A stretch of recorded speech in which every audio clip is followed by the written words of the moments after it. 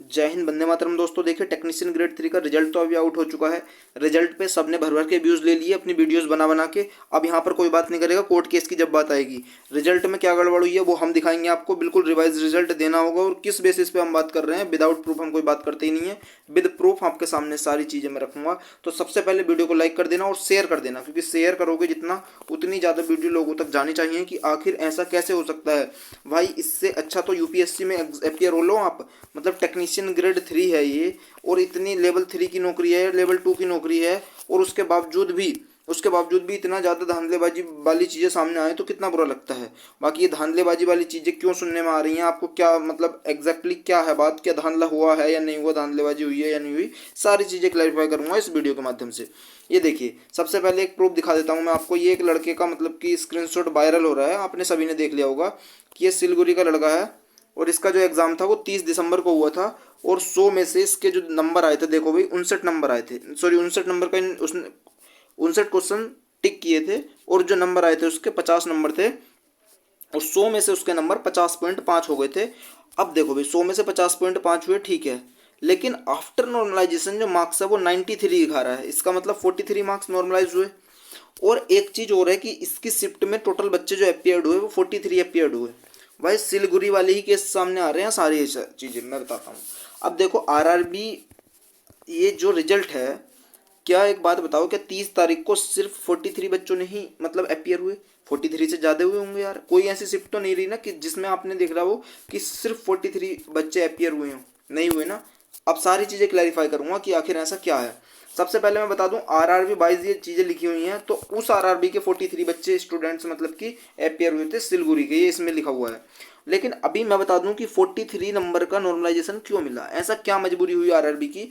जब आरआरबी से बात करी तब पता लगा कि यहाँ पर जब सिर्फ 43 बच्चों ने पेपर दिया है उस शिफ्ट में, यहाँ की आरआरबी ने, तो जो एवरेज होगा वो इसका काम हो जाएगा भाई, क्योंकि सारे 43 के 43 बच्चे तो ऐसे होंगे नहीं जो 90 नंबर लेके आ जाएंगे। अब जब एवरेज कम हो जाएगा तो इसको मेंटेन करने के लिए एक ज़रूरत पड़ती है नॉर्मलाइजेशन की। अब जब नॉर्मलाइजेशन इन्होंने किया तो नॉर्मलाइजेशन में 43 मार्क्स बढ़ाने पड़े, क्योंकि कहीं ना कहीं इनके 40 नंबर आ रहे होंगे भाई। हो सकता है 40 भी नहीं, 10-15 नंबर ही आ रहे हों। क्योंकि भाई एक बात सोचो कि जितना अपॉन में डिवाइड कम कम से होगी, उतना ही तो एवरेज क्या हो जाएगा, बढ़ जाएगा ना, बढ़ जाएगा। अब एक बात सोचो, अगर डिवाइड मतलब तुम लोग सोच रहे हो कि यहाँ पर बढ़ना चाहिए था, मैथमेटिकली मैं आपको समझाता हूँ। देखो भाई, यहाँ पर ऊपर नंबर कम है, नीचे के भी कम हो गए, लेकिन ऊपर के ज़्यादा कम है। और नीचे के बढ़ेंगे कोई दिक्कत नहीं है, लेकिन ऊपर के ज़्यादा बढ़ेंगे।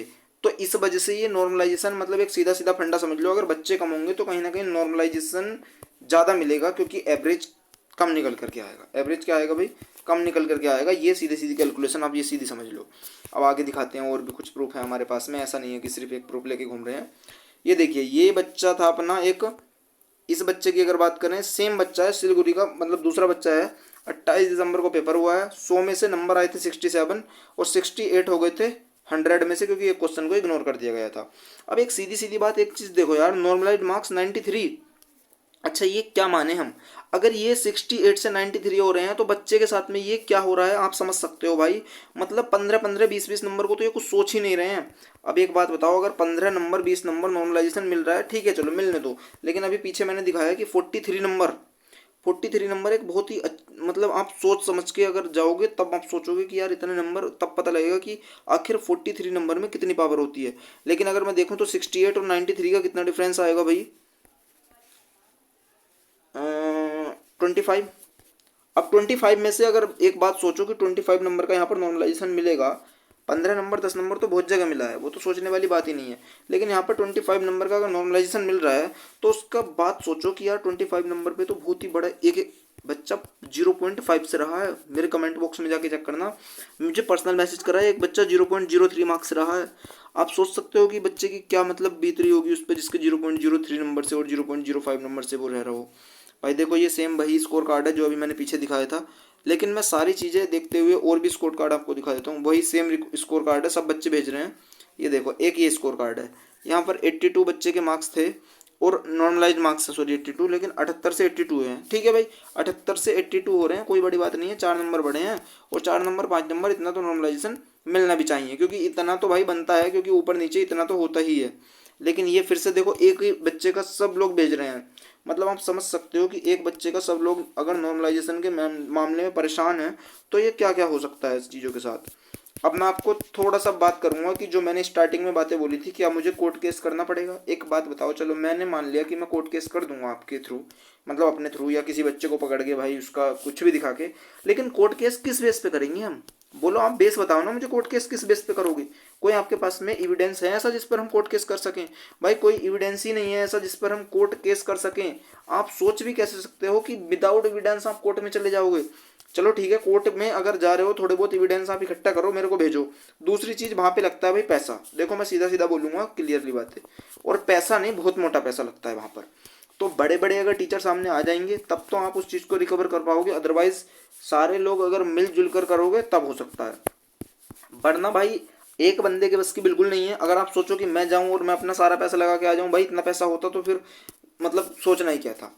लेकिन कोई बात नहीं है, देखो अगर आपको लगता है कि आपके साथ में गलत हुआ है तो आपके साथ मैं खड़ा हूँ, आपके सामने मैं किसी अच्छे टीचर से आपके केस के बारे में बात करूंगा, लेकिन जो गलत हुआ है वो चीज़ें बताओ। एक बच्चा कह रहा था कि सर मेरे साथ ऐसा हुआ है कि मेरे नंबर कट ऑफ से ज़्यादा थे। नंबर क्या थे, कट ऑफ से ज़्यादा थे, फिर भी सिलेक्शन नहीं हुआ। भाई मेरे को स्क्रीनशॉट भेजो आप लोग, मुझे स्क्रीनशॉट दो, मैं आपको वो सारी चीज़ें देखूंगा कि ऐसा क्यों हुआ, आखिर किसी रीज़न से भी तो हुआ होगा, ऐसा तो नहीं कि डायरेक्ट ही। और हाँ एक चीज़ तो मैं भी बोलूँगा कि आरआरबी की जो गलती रही है, आरआरबी की बोल लो या फिर इसको टीसीएस की खामियां बोल लो, मैं तो टीसीएस की ही बोलूँगा, क्योंकि यार टीसीएस वालों को पता नहीं क्या ही हो गया है। एक बात बताओ यार, तुम लोग चार चार पाँच पाँच क्वेश्चन को इग्नोर कर रहे हो, कुछ हद होती है हर चीज़ की। अभी मैंने सीजीएल में देखा 10-10 9-9 क्वेश्चन ऐसे करके इग्नोर कर दिए गए, जहाँ पर कि 40-40 नंबर ऊपर नीचे हो गए। पता है इससे कितना बड़ा फर्क पड़ता है बच्चे पर।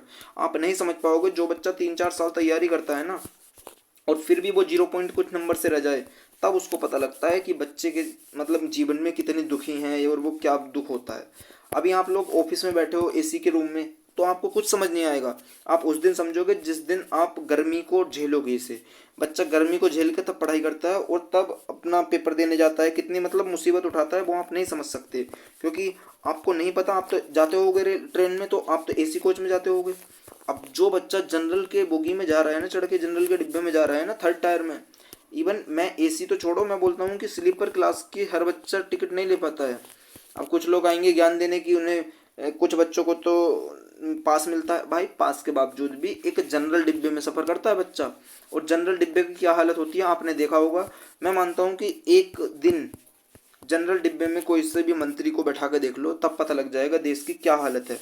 देश के हालात अभी आपने देखे नहीं हैं, और स्पेशली बेरोजगारी के मामले में जितना बुरा हाल चल रहा है ना अपने इंडिया का, आप नहीं समझ पाओगे कि कितना बुरा हाल चल रहा है। अब चीज़ों को इम्प्लीमेंट तो करना होगा कैसे भी करके कि आगे ना रिपीट हो ये। इसलिए भाई जितने भी आपके पास में सबूत हैं, एविडेंस हैं, सारे मुझे भेजिए। और अगर अभी तक वीडियो को शेयर नहीं किया तो शेयर कर दीजिए। मैं बिल्कुल नहीं कहूँगा कि चैनल को सब्सक्राइब करो या क्या करो, अब तक तुम करते रहो ठीक है, लेकिन इस वीडियो में नहीं कहूँगा, क्योंकि इसको तुम शेयर करो भाई। जितनी ज़्यादा शेयर करोगे उतने ज़्यादा लोगों तक पहुँचनी चाहिए ये वीडियो। और ठीक है भाई, जय हिंद, वंदे मातरम। मिलते हैं इसी प्रकार किसी अगली वीडियो में।